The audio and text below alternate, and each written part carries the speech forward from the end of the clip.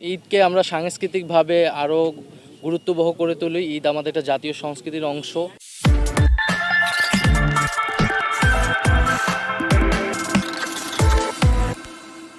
আজ তো ঈদ উল ফিতর আমাদের জন্য অত্যন্ত আনন্দের একটা দিন। ঈদ আমরা খুবই আনন্দের সাথে বাংলাদেশের সবাই পালন করি এবং এবারের ঈদ আমাদের জন্য আরও বিশেষ আনন্দের। 24-এর গণ অভ্যুত্থানের পরে আমরা দলমত নির্বিশেষে একটা ঐক্য এবং সহাবস্থানের মাধ্যমে যে ঈদ এবং আনন্দ বাংলাদেশে অনেক বছর পরে সেটার নজির স্থাপন হয়েছে। কিন্তু এই ঈদের মাঝেও আনন্দের মাঝেও আমাদের মধ্যে আসলে দুঃখ রয়েছে, কষ্ট রয়েছে।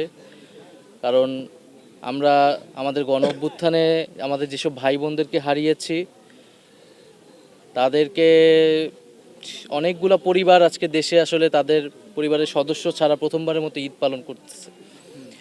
তো সেই কষ্ট, সেই বেদনার ভাগ নিতেই মূলত আসা। আমরা আজকে জুরাইন কবরস্থানে এসেছি। এখানে প্রায় 10 থেকে 12 জন শহীদের কবর রয়েছে। আমরা কবর জিয়ারত করেছি, পরিবারের সাথে কথা বলেছি।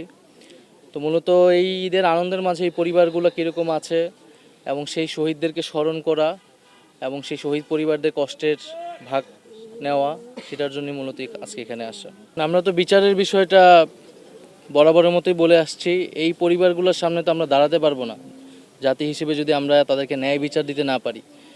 ফলে প্রত্যেকটা মা বাবা আজকে শুধু বিচারের জন্যই, তারা সরকার থেকে সহযোগিতা এগুলো তাদের কোনো বড় বিষয় না, মূলত বিচারটা, ন্যায় বিচারটা যাতে তারা পায়, তাদের সন্তানকে যারা গুলি করেছে, হত্যা করেছে, তাদের যাতে বিচার হয়। এবং আমাদের দলীয় এজেন্ডার ভিতরে বিচার, সংস্কার এবং গণপরিষদ নির্বাচন, তিনটি গুরুত্বপূর্ণ এর মধ্যে বিচারটাকে আমরা প্রথমে রেখেছি এবং গুরুত্ব দিচ্ছি।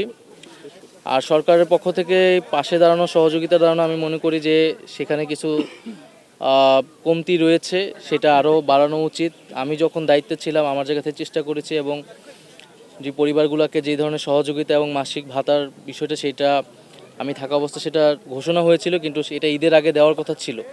কিন্তু আমরা যোগাযোগ করেছি, কিন্তু ঈদের আগে তারা দিতে পারেনি। খুব কম পরিবারের কাছে সেটা পৌঁছাতে পেরেছে। তো আমরা আশা করব যে এই বিষয়গুলো যাতে দ্রুত গতিতে সরকার বাস্তবায়ন করে, যেই ঘোষণাগুলো, যেই প্রতিশ্রুতিগুলো দিয়েছে সরকার। আওয়ামী লীগের বাংলাদেশে রাজনীতি করার কোনো অধিকার নেই, কোনো সুযোগ নেই। আওয়ামী লীগ বাংলার মাটিতে আর রাজনীতি করতে পারবে না।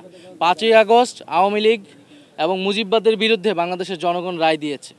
ফলে সেই রায় কোন প্রক্রিয়ায় কার্যকর হবে এখন সেটি হচ্ছে আলোচনার বিষয়। যেহেতু বিচার চলতেছে, আমরা বিচারের প্রতি আস্থাশীল। আমরা মনে করি বিচার এবং রাজনৈতিক ঐক্যমতের মাধ্যমে আওয়ামী লীগ বিষয়ে যে সুরাহা, যে নিষিদ্ধের যে বিষয়টি, সেটি সমাধান হতে পারে। কিন্তু আপাতকালীন হিসেবে আমরা বলছি যে আওয়ামী লীগের নিবন্ধনটি বাতিল করা উচিত। ফলে আওয়ামী লীগ মার্কা আগামী নির্বাচনে থাকবে না এবং দ্রুত সময়ের মধ্যে বিচার কার্যক্রম করে আওয়ামী লীগের রাজনৈতিক ফয়সালা করা। এবং আমরা মনে করি এটি বাংলাদেশের জনগণের, এই শহীদ পরিবারগুলোর এবং আহত পরিবার যারা রয়েছে তাদের সকলের গণদাবি যে আওয়ামী লীগের কার্যক্রম নিষিদ্ধ করা। ঈদকে আমরা সাংস্কৃতিকভাবে আরও গুরুত্ববহ করে তুলি। ঈদ আমাদের একটা জাতীয় সংস্কৃতির অংশ এবং আমাদের ট্রেডিশন যেগুলো ছিল প্রথাগত, আমাদের ইতিহাসে যে ধরনের চর্চা, সেগুলো আরও নতুন যুগের সাথে তাল মিলিয়ে কীভাবে আনা যায় এবং এই উৎসবে আনন্দে সবাইকে সামিল করা যায়, সেই ধরনের উদ্যোগকে আমরা সাধুবাদ জানাই এবং আমরা সামনের দিকে এই ধরনের সৃজনশীল উদ্যোগ যাতে আরও হবে সেটা আশা করব।